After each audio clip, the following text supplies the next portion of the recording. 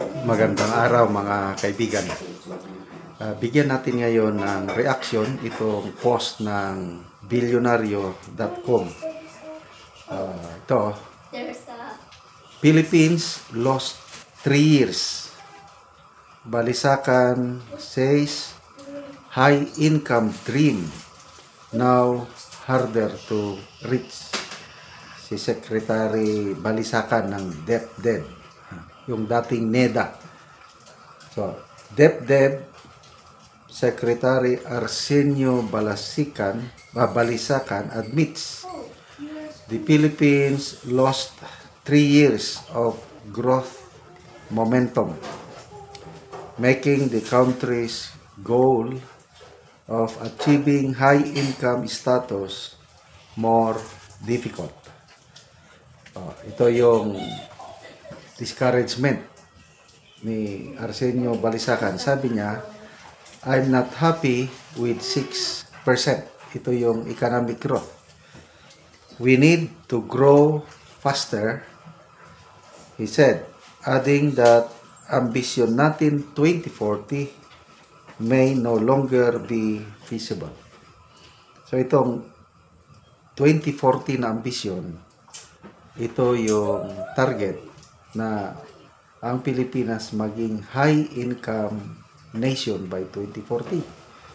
Sa ngayon kasi parang nasa middle income nation pa lang tayo.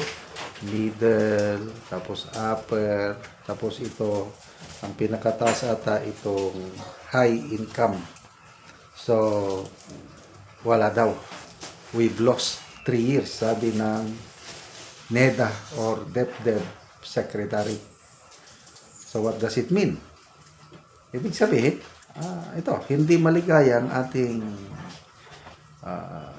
NEDA na lang kasi DepEd, hindi masyado national economic.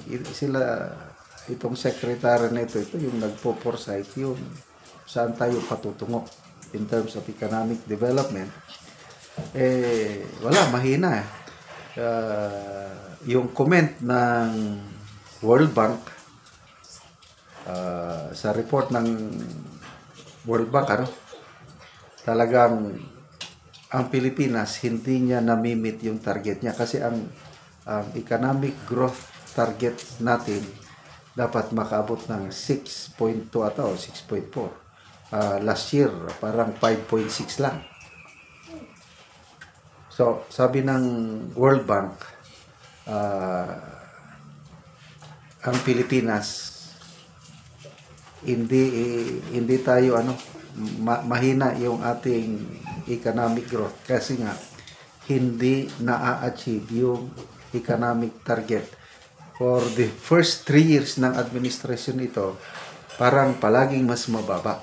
Although sinasabi nila na isa daw tayo sa fastest growing economy sa Southeast Asia ba yun? Fastest growing na. Kailang hindi naman namimit yung mga economic growth targets. Ano ba yun? So, ang ambition 2040, mabuti naman at itong ating DepEd o NEDA Secretary nagiging honest yan na mahirap nang abutin. So, sinasabi ng Finance Secretary na mabilis daw ang ating ekonomiya. Yes, no question about yung paglago ng ekonomiya. Lumalago nga. Kaya lang, sino naman ang nakikinabang sa paglago ng ekonomiya? Yung sona ng Pangulo, binanggit niya yan Kahit very rosy o maganda yung nangyayari sa ekonomiya kahit lumalago, kaya lang ang taong bayan hindi naman masaya. In what way na hindi masaya ang taong bayan? Yung midterm election. Yung pagkatalo ng maraming kandidato ng administrasyong ito. Kaya nagising sa katotohanan ang Pangulo na we must do better. Galingan natin, bilisan natin. Very honest. To me, napakagandang pakinggan ang sona ng Pangulo dahil inaamin niya nga nagkulang. Tinimbang ka, ngunit kulang. Nagkulang. So, ito, for the next 3 years, sana nga merong tangible accomplishments na mangyayari para ang mga nasa laylayan aangat naman. Kasi, totoong lumalago ang ekonomiya, yumayaman, may mga yumayaman, kaya lang ang mga yumayaman, yung mga dati nang mayayaman. Eh paano yung mga nasa laylayan? Nag-remain sila na mahirap. Kaya sa survey ng SWS, very glaring itong 3 taon na panunungkulan ng administrasyon ito, padami ng padami ang pamilyang Pilipino na nagsasabi pobre sila. Self-rated poverty ang tinatawag doon. Padami ng padami ang pamilyang Pilipino na nagsasabi nakakaranas sila ng gutom, yung involuntary hunger, na to a point na ito na yung pinakamataas mula nung natapos yung pandemic. Halos parehas na eh. Mas mataas lang ng konti, nakalimutan ko na yung percentage. Mataas ang gutom, incidence ng involuntary hunger nung pandemic dahil nga hindi makapagtrabaho ang mga tao. Ngayon, wala namang pandemic.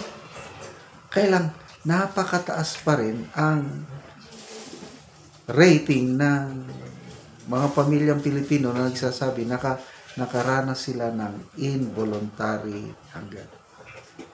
So, balikan natin dito sa napaka-honest. Maganda. I don't know kung matutuwa ba ang Pangulong ito, Finance Secretary, yung pag-amin ng DepDev Secretary na we lost 3 years. Yung momentum, wala na. Ano bang dahilan? To me, ang isang dahilan dyan, yung away politika. Nakaka-discarril yan sa pag-unlad ng ating bansa. Investors. Alanganin ng mag-invest dito dahil sa away politika. Tapos, corruption. Yun ang pinakamalaking problema ng bansa natin ngayon, corruption.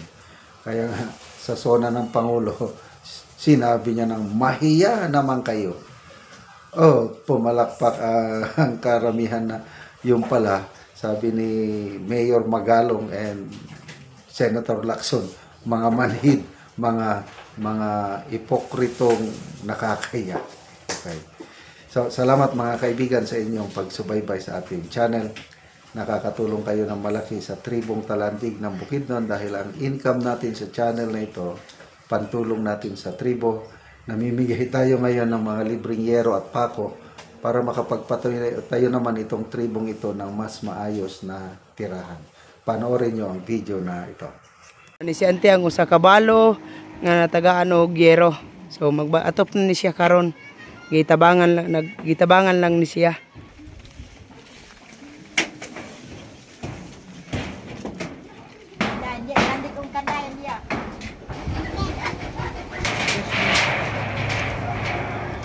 Ilang kay da kay kusog.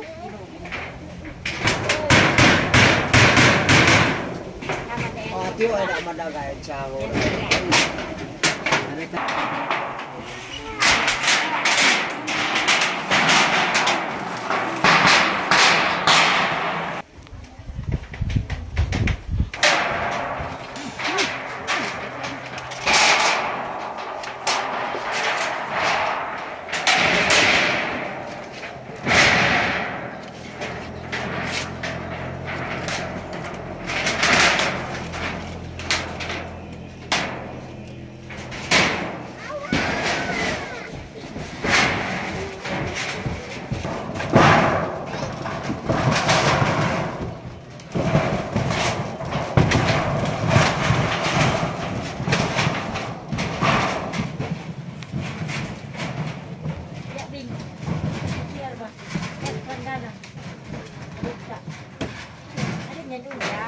O karon naman na gyud ang balay ni auntie nga usa ka balo so gitabangan lang siya sa asawa sa iyang igsuon tungod kay balo naman gud siya.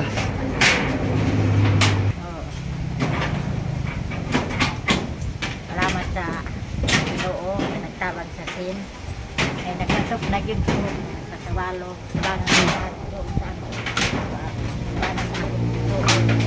Salamat gyud. Nagtabangan ko nagkasok na gyud. Pila ka tuig nanti mong pagkabalo? Tulon na. Tulo na ka tuig. Oo. So salamat ka ante. Oo.